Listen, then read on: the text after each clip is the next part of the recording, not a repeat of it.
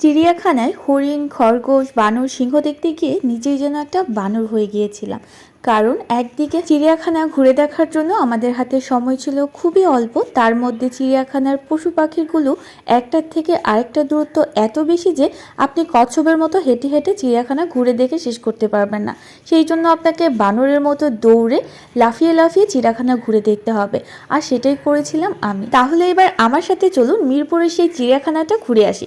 তবে আপনাকে কিন্তু এখন বানরের মতো লাফিয়ে বা দৌড়ে দেখতে হবে না, কারণ আমি আপনাদের জন্য বানরের মতো লাফিয়ে আর দৌড়ে ভিডিও করে নিয়ে আসছি। সেদিন ফ্রাইডে বিকেলে আমরা চলে গিয়েছিলাম মিরপুর চিড়িয়াখানাতে। আর মিরপুরের আশেপাশে যারা আছেন তারা খুব ভালো করে চিড়িয়াখানার অ্যাড্রেসটা জানেন, তো আপনাদেরকে অ্যাড্রেসটা শেয়ার করলাম না। চিড়িয়াখানার ভিতরে প্রবেশ করার জন্য এন্ট্রি ফি ছিল মাত্র 50 টাকা, আর বাচ্চার বয়স যদি 2 বছর প্লাস হয়ে থাকে তাহলে বাচ্চার জন্য আপনাকে এন্ট্রি ফি দিয়ে একটা টিকিট কেটে নিতে হবে। আমরা টিকিট কেটে চিড়িয়াখানার ভিতরে ঢুকে গেলাম। চিড়িয়াখানায় যাওয়ার পর আমার ছোট্ট সোনামণিকে নামিয়ে দিলাম হাঁটতে হাঁটতে চলে যাওয়ার জন্য। তবে চিড়িয়াখানার গেট দিয়ে ভিতরে ঢোকার সাথে সাথে আমরা হাতের ডান দিকে দেখলাম অনেক মানুষের ভিড় দেখে আমিও সেখানে চলে গেলাম। সেখানে যাওয়ার পর দেখলাম এখানে অসংখ্য পরিমাণে হরিণ রয়েছে। যদিও আমি এর আগে অনেকবার চিড়িয়াখানায় গিয়েছিলাম, তবে ডান পাশে যে এরকম এতগুলো হরিণ রয়েছে সেটা জানতাম না। এইবার আমি যাওয়ার পরে সর্বপ্রথমে চোখ পড়ে ডান দিকে মানুষের ভিড়, আর সেখানে গিয়ে এতগুলো হরিণ দেখতে পেলাম। হরিণ দেখা হয়ে গেলে এইবার আমরা সামনের দিকে চলে যাব। আপনাদেরকে বাম পাশটাও একটু ঘুরে দেখাচ্ছি। সেদিন কিন্তু অসংখ্য পরিমাণে মানুষের ভিড় ছিল, যেহেতু সেদিন ফ্রাইডে, আর তাছাড়া ফ্রাইডেতে কিন্তু সবার কম বেশি অফ ডে থাকে, এই জন্যই হয়তো বা এত বেশি ভিড় ছিল। সোজা হাঁটতে হাঁটতে আমরা বানর দেখতে পেলাম। বানর দেখা হয়ে গেলে আমাদের মিট আপ হয়ে গেল আম্মু আর ছোট বোনের ছেলের সাথে। তাকে পেয়ে তো আমার এই ছোট্ট সোনামণি অনেক খুশি হয়ে গেল।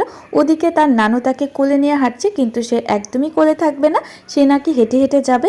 আর এই অন্যদিকে ছোট্ট বিচ্ছু বাচ্চাটা সেনাবাহিনী ট্রেনিং দেওয়া শুরু করে দিয়েছে, কারণ তারা আমাদের অনেক আগেই চিড়িয়াখানায় ঢুকেছে, তাই সে হাঁটতে হাঁটতে খুব ক্লান্ত। আর আমার ছোট্ট সোনামণিকে তার বড় ভাই কোলে করে নিয়ে যাচ্ছে চিড়িয়াখানা ঘুরে দেখাবে, কিন্তু আমার মেয়ে একদমই কোলে থাকতে চাচ্ছে না। সে কোল থেকে নেমে বাঘ মামাকে দেখা শুরু করে দিয়েছে। আর এই অসহায় বাঘ মামাকে দেখে আমি সেদিন বুঝতে পারছিলাম সে কেন এখান থেকে পালিয়ে গিয়েছে।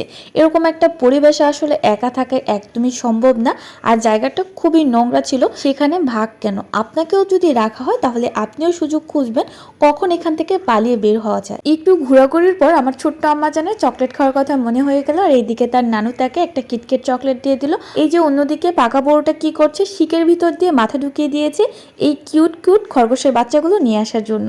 চিড়িয়াখানায় ঘুরে এত কিছু দেখলাম, তার মধ্যে থেকে এই খরগোশের কিউট কিউট বাচ্চাগুলো এত বেশি ভালো লেগেছিল, অনেক সুন্দর ছিল। খরগোশের বাচ্চাগুলো দেখা হয়ে গেলে এখন আমরা চলে যাব শিশু পার্কের দিকে। চিড়িয়াখানার ভিতরে একটা শিশু পার্ক আছে, সেখানেই আমরা চলে যাব। শিশু পার্কের ভিতরে যাওয়ার সময় দেখলাম একজন ময়ূরের পাখা নিয়ে দাঁড়িয়ে আছে, আর একটা পাখার দাম নাকি 80 টাকা। তো চিড়িয়াখানায় যাওয়ার পরে ময়ূরের পাখা না কিনলে যেন চিড়িয়াখানার ঘোরাঘুরিটাই অসম্পূর্ণ থেকে যায়। প্রত্যেকটা মানুষই চিড়িয়াখানায় যাওয়ার পরে এরকম একটা ময়ূরের পাখা যেন কিনে নিয়ে আসে। তবে সবচেয়ে দুঃখজনক ব্যাপার হচ্ছে 80 টাকা দিয়ে এই একটা ময়ূরের পাখা কিনে সেই ময়ূরের পাখাটা আমরা ভিতরে রেখে চলে আসছিলাম। তো যাই হোক, ভিডিওতে কিন্তু দেখলেন আমার ছোট্ট মেয়েটা খুব কষ্ট করে সিঁড়ি বেয়ে কিন্তু শিশু পার্কের ভিতরে চলে এসেছে। শিশু পার্কে আসার পর আমার সাথে বাচ্চাটা আবদার করছিল সে ট্রেনে উঠবে। তো ভাবলাম যেহেতু ট্রেনে উঠবো তাহলে ট্রেনের টিকিট কাটতে হবে। ট্রেনের টিকিট কাটতে গিয়ে সেখানেও প্রচুর পরিমাণে ভিড়, আর ট্রেনের টিকিট নেওয়ার পরে যখন আমরা ট্রেনে উঠবো সেখানেও ছিল অসম্ভব পরিমাণে ভিড়। এত ভিড়ের মধ্যেও ধাক্কাধাক্কি করে খুব কষ্টে টিকিটটা কিনে নিয়ে আসলাম। টিকিটের প্রাইস ছিল 40 টাকা। আমার সাথে একজন বাচ্চা ছিল, এই জন্য 80 টাকা দিয়ে 2টা টিকিট কেটে নিলাম, আর আমার ছোট বোনও 80 টাকা দিয়ে 2টা টিকিট কেটে নিল। আমরা 4 জনে উঠে পড়লাম ট্রেনে। এইদিকে ট্রেনে ওঠার পরে আমার মেয়ে তো মহা খুশি। ট্রেনে উঠে সে জানালা দিয়ে বাহিরের ভিউ দেখছিল, আর ট্রেনে উঠতে না উঠতেই যেন আমাদের ট্রেন থেকে নামার সময় হয়ে গেল। ট্রেন থেকে নেমে আমরা চলে যাব এবার অন্যদিকে। এইদিকে গিয়ে আমরা দেখতে পেলাম জিরাফ। আমার এই ছোট্ট সোনামণিকে পাশে দাঁড় করে দিয়ে আমি জিরাফের ভিডিও করছিলাম, কিন্তু অন্য দিক থেকে সে কখন যেন উপরে উঠে গিয়েছে, আর উপরে উঠে এভাবে ঝুলে আছে, ঝুলে ঝুলে সে জিরাফ দেখছে। আর এই যে এদিকে বাচ্চারা উঠে যে স্লিপ কাটছে, এটা কিন্তু শিশু পার্কের ভিতরেই ছিল। এই স্কিপটুকু একটু এলোমেলো হয়ে গেছে। এখানে আসার পর আমার মেয়ে বাচ্চাদেরকে দেখে তারও যেন ওঠার জন্য আগ্রহ বেড়ে যাচ্ছিল। সে আমাকে বারবার বলছিল আম্মা যাব। তবে এখানে ওঠার জন্য কোনো ধরনের কোনো টিকিটের প্রয়োজন পড়ে না, তাই বাচ্চারা বারবার ওঠানামা করছে আর খেলাধুলা করছে।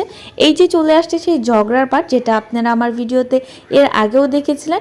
এখানে ঝগড়া হওয়ার প্রথম কারণ হচ্ছে তার নানু তাদের জন্য শরবত বানিয়ে নিয়ে এসেছে, আর শরবতের বোতলটা নিয়ে দুজনে ঝগড়া লেগেছিল। তো যাই হোক, এত ঘোরাঘুরির পর এবার আমাদের খাবারের পালা। আমার আম্মু বাসা থেকে খাবার রান্না করে নিয়ে আসছিল, পোলাওর চালের ঝরঝরে খিচুড়ি আর ঝাল ঝাল গরুর মাংস ভুনা। খেতে এত বেশি মজার ছিল। তবে সবচেয়ে দুঃখজনক ব্যাপার হচ্ছে যে জায়গাটা আমরা বসেছিলাম, এক হচ্ছে সন্ধ্যা হয়ে গেছে, আরেক হচ্ছে অসংখ্য মশার যন্ত্রণা, একটু শান্তি মতো খাওয়া যাচ্ছিল না। আর এইদিকে তো আমার এই ছোট্ট সোনামণি আছেই, সে যে কোনো ধরনের খাবার দেখলে 2 হাত দিয়ে কখন নাড়াচাড়া করে নষ্ট করবে সেই অপেক্ষায় থাকে। একদিকে মশা আমাদের শরীর থেকে অর্ধেক মাংস খেয়ে নিচ্ছে, আর অন্যদিকে আমরা গরুর মাংস দিয়ে খিচুড়িটা খেয়ে নিচ্ছি। খাওয়া শেষ হয়ে গেলে আমরা এবার চলে এসেছি আবার কিছু পশু পাখি দেখার জন্য। এই যে এটা দেখছেন, এটা নাকি কিশোরী। খিচুড়ি খাওয়ার পর দেখতে চলে আসলাম কিশোরীকে। এটার নাম আমি জানি না, বাচ্চারা কিশোরী কিশোরী বলে ডাকছিল, তাই আপনাদেরকেও এটাই বললাম। আর অন্যদিকে চলে আসলাম ময়ূর দেখার জন্য। আর এইদিকে আরেকটাকে দেখেন, এটার এত বড় একটা গলা। আমরা পাশ থেকে দাঁড়িয়ে দেখছিলাম, মনে হচ্ছে যে সে শিকের উপর দিয়ে মাথাটা বের করে সবাইকে ঠুকর দিয়ে দিবে, এত বড় গলা তার। তো এইদিকে তাকে খোঁজাখুঁজি করছিল, আর তার গলাটাও যেন আরো বড় হয়ে যাচ্ছিল। তাই আমরা আশেপাশে যারা ছিলাম সবাই একটু ভয়ে দূরেই চলে গিয়েছিলাম, যদি সে ঠুকর মেরে ফেলে তাহলে তো একটা দুর্ঘটনা ঘটেই যাবে। তো যাই হোক, এইদিকে ঘোরাঘুরির পর আমরা অন্যদিকে আবার চলে আসলাম গন্ডার দেখতে। এইদিকে একটা পুকুর আছে, পুকুরে তারা গোসল করছে।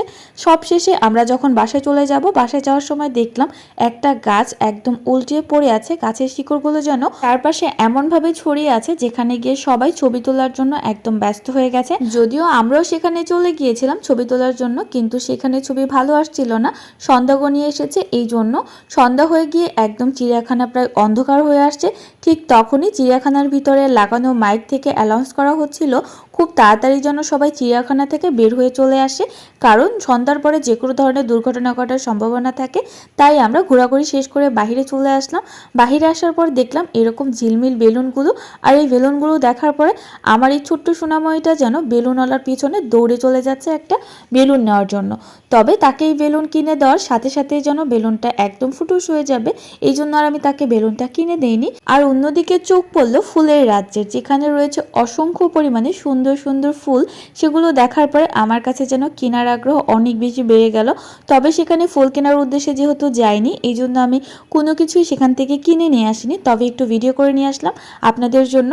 আর এই যে ফুলের ক্রাউনগুলো, এগুলো তো চিড়িয়াখানায় যে যায় সেই একটা করে কিনে নিয়ে আসে, তবে আমি নয়।